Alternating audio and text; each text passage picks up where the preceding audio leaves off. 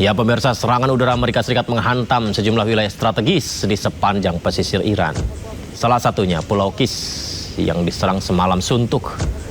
Pemerintah Iran melaporkan tidak ada korban jiwa dalam serangan di Pulau Kis.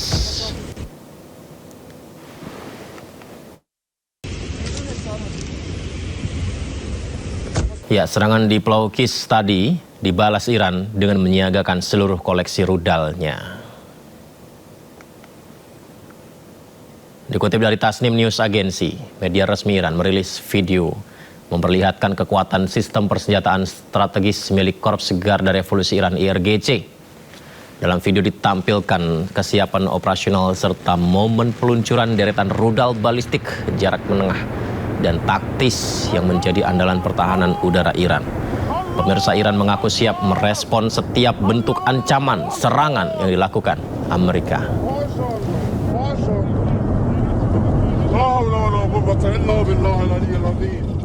Di tengah memanasnya konflik Amerika dan Iran, Arab Saudi menyerang kelompok Houthi Yaman yang menjadi proksi Iran. Saudi menyerang kompleks Bandara Internasional Sana'a.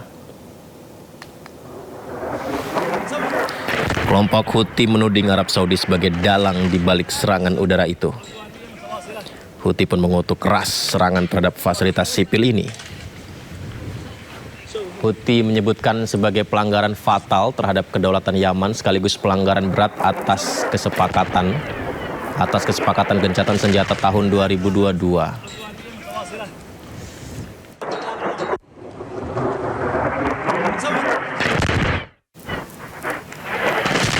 Sementara itu, pesawat milik maskapai Iran Mahan Air terpaksa mengalihkan pendaratan darurat ke Bandara Hudaidah setelah bandara di Sana'a digempur militer Saudi saat pesawat itu tengah mendekat.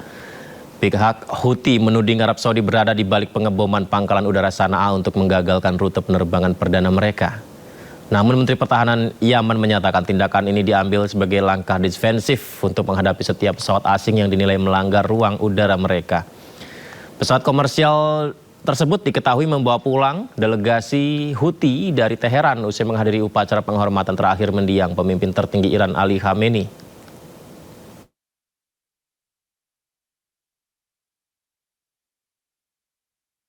Ya, akibat serangan tersebut ribuan warga Yaman menggelar unjuk rasa protes terhadap serangan udara yang menghantam Bandara Internasional di Sana'a. Ribuan warga Yaman turun ke jalan utama kota Sana'a sambil membawa poster berisi kecaman terhadap serangan udara fasilitas penerbangan sipil yang dituduhkan kepada koalisi Arab Saudi. Warga menilai agresi itu sebagai pelanggaran kedaulatan yang nyata. Dalam aksi ini demonstran juga menyampaikan apresiasi terima kasih atas dukungan politik serta bantuan kemanusiaan dari Iran di tengah blokade laut dan udara di sekitar Yaman. Gelombang protes ini juga sebagai bentuk dukungan masyarakat Yaman terhadap Iran untuk terus melawan pihak Washington dan sekutunya.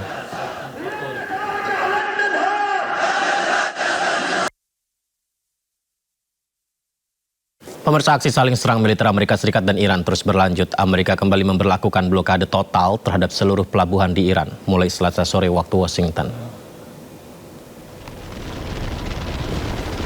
CENTCOM menyebut perintah ini langsung datang dari Presiden Donald Trump.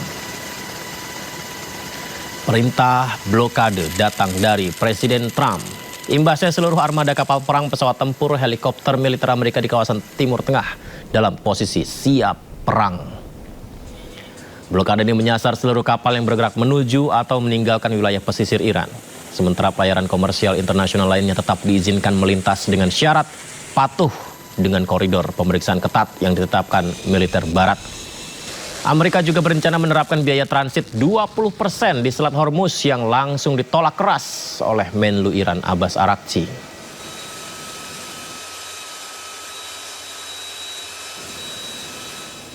DPR menargetkan rancangan undang-undang perampasan aset rampung dibahas dan disahkan pada tahun ini. Pasalnya, belit regulasi itu telah masuk ke dalam prolegnas prioritas 2026.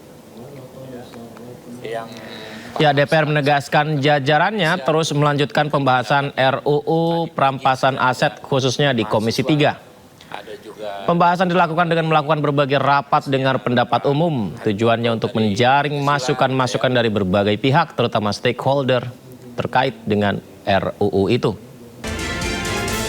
Pemirsa, tekad DPR ini sekaligus menepis kabar bahwa RUU perampasan aset dihentikan. Bahwa isu yang beredar di masyarakat itu tidak benar, bahwa DPR menolak terkait dengan pembahasan RUU perampasan aset. Sampai hari ini DPR terus melakukan pembahasan terkait dengan RUU perampasan aset, khususnya di Komisi 3, dengan melakukan berbagai RDPU maupun public hearing yang dilakukan oleh Komisi 3 DPR RI terkait dengan masukan-masukan dari berbagai pihak, terutama stakeholder yang terkait dengan RUU tersebut. Seperti kemarin Komisi 3 melakukan RDPU itu dengan Pradi dan yang lain-lain. Jadi sekali lagi RUU perampasan aset ini dalam proses pembahasan di DPR melalui Komisi 3 DPR RI. Itu juga masuk dalam daftar prolegnas prioritas.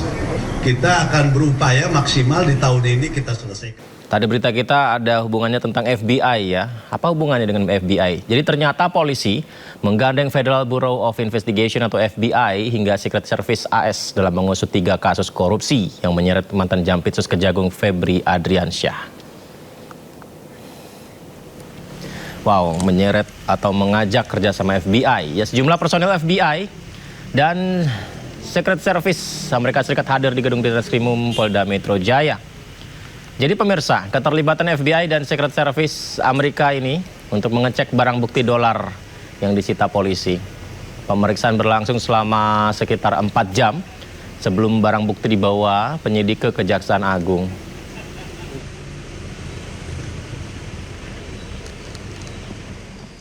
Ini ada uang USD, SGD, rupiah, termasuk emas batangan. Jadi nanti akan dilakukan uji terkait tentang Singapura dolar, US dolar dari FBI dan kedutaan Amerika, termasuk dari kedutaan Singapura dan Bank Indonesia. Kami akan sampaikan pada teman-teman sekalian secara berkala. Tadi dari teman kita dari Pegadaian Pusat sudah menyampaikan, nanti hasilnya dari 74 lempeng ini akan disampaikan hasilnya kepada teman-teman sekalian. Ini merupakan suatu proses dalam penyerahan penanganan perkara lanjutan yang ditangani oleh Joint Investigasi kepada Kejaksaan Agung. Saya rasa itu teman-teman sekalian ya. Menko Bidang Hukum, HAM, Imigrasi, dan Pemasyarakatan Yusril Iza Mahendra menilai pelimpahan 3 perkara dugaan tindak pidana korupsi yang menjerat ex-Jampitsus Febri Adriansyah dapat mempercepat proses penegakan hukum. Pasalnya, kewenangan Polri terbatas pada penyelidikan dan penyidikan saja. Seperti kita ketahui dalam hal melakukan penegakan hukum terkait dengan korupsi itu, sebagian kewenangan itu juga ada pada polisi, ada pada jaksa, ada juga pada KPK. Tiga-tiga institusi ini sama-sama memiliki kewenangan dalam melakukan penyidikan korupsi. Hanya bedanya kalau polisi hanya melakukan penyelidikan dan penyidikan, jaksa bisa melakukan penyidikan, penuntutan, KPK juga sama, penyelidikan, penyidikan, dan penuntutan. Dalam kasus dugaan terjadinya tindak pidana yang melibatkan pimpinan yang sekarang sudah mengundurkan diri dari kejaksaan, memang diperlukan satu sikap ekstra hati-hati. Dan ketika para jaksa yang sekarang ini menerima pelimpahan untuk menangani perkara ini, untuk melakukan penyidikan lanjutan setelah ditetapkan sebagai tersangka, tetap harus memegang teguh kaidah-kaidah hukum terkait dengan penegakan hukum di bidang korupsi itu untuk membangun kepercayaan seluruh lapisan masyarakat.